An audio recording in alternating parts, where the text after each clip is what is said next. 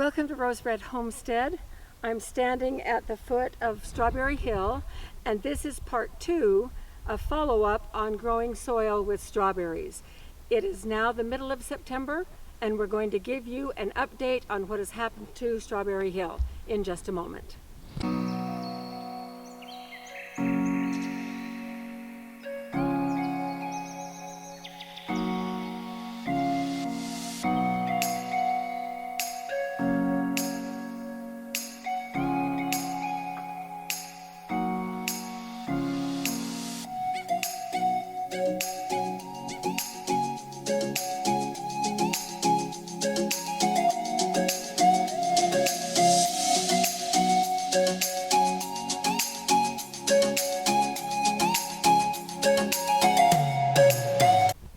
Well, we've had some good things and some bad things happen to us. It's always a challenge trying to get anything to grow here. We are at 5,000 feet on the Colorado Plateau in desert, and our temperature can fluctuate as much as 50 degrees between daytime high and nighttime low. So we are just ending one of the most brutal summers we've had since we've been here in all of our 8 years. It's not that it was super hot. We got into the about 100 degrees, not much higher than 100, but almost every afternoon was a very dry, hot wind that just dried everything out. Our water here is quite expensive, and so we are limited on how much we can actually do. So let's just take a quick look at Strawberry Hill while Jim pans up and down the hill. You may remember when we started this 3.5 months ago, this was just a sand hill. We had cleared everything off. I had planted clover and alfalfa and a little bit of rye grass. All of those are perennials. We did that to cover the hill and to get roots in the ground. Now, if you look in this direction, you'll see 4 flags. Those 4 flags identify the 4 remaining original strawberry plants. We lost everything else. We lost them to 2 or 3 things. First of all, as I planted the winter rye as a mustache on either side of this hill to act as a shade barrier, it simply didn't grow. And so we had no shade barrier. And so the heat and the sun killed off a few of our strawberry plants. So the next thing that I did was I mulched. And I mulched with, not straw, I mulched with alfalfa hay. And in fact, here's a little bit left of the alfalfa hay. And I have it all ready because I'm going to be mulching again when winter comes. Now, notice this spot right here, how green and lush it is.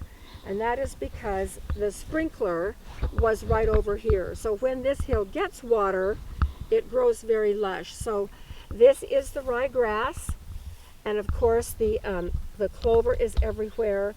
I did not see much of the alfalfa come at all, but we do have clover.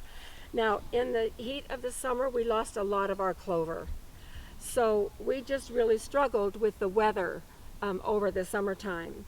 Now, one of the things that happened right away was I noticed that the top of the hill would just get bone dry. We could water it in the morning. By noon, I came out here to test the moisture, and it was totally dry. So I dug this little trench at the very top of the hill, and I transplanted some of the strawberries that were still left there. And that has made all the difference in the world. Now when the water comes, it goes down in the ditch, and the water then soaks in instead of just running off and leaving the top of the hill very, very dry. So we still have a long way to go with building soil. As I have dug through here, when I remove weeds, of course, I try to leave roots in the ground. That's still our mantra in terms of trying to grow soil here.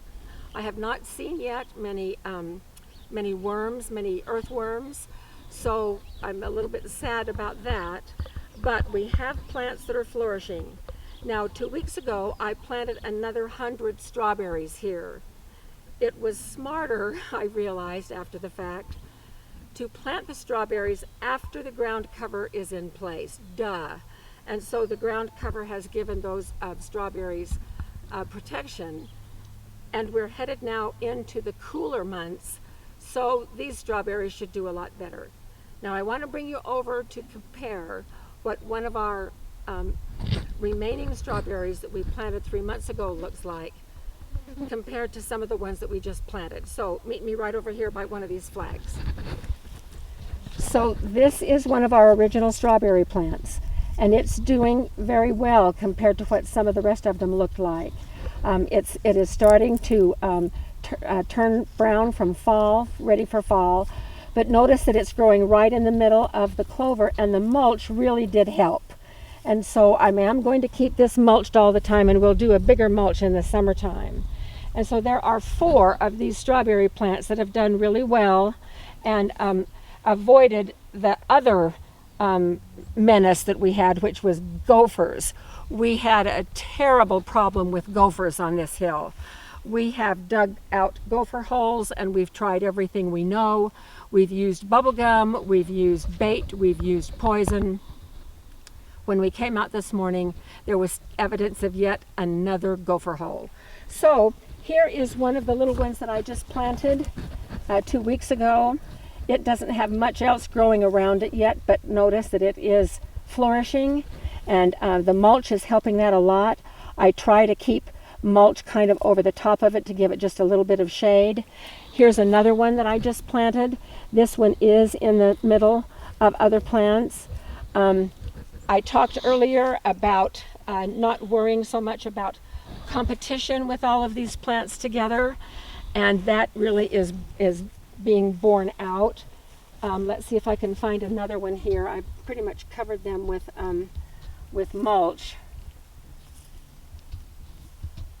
Here's one right here. This one is just getting started. I remember this one. When I planted it, it had nothing green showing. So it is coming along just fine with a little bit of green there coming right now. And so we are hoping that over the fall and winter, these will get a good start. Here's another one. This one also had no green on it, and now it has some little leaves. So I'm going to recover that with this mulch.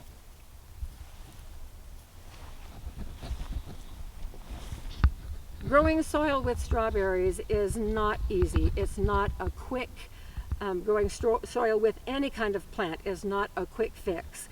It takes time. It takes time to attract the soil food web critters to this place, but I am as pleased as we can be given the obstacles that we faced as we started out. So it's come a long way from just the bare hill, and so we have good cover crops growing in some places. We'll beef up some of these a little bit more in the spring. We may bring you back in the wintertime to take a look at what's happening then too. But step by step, we are improving our soil by keeping roots in the ground and planting perennials in order to attract the soil food web. So we'll see you again probably in 3 or 4 months.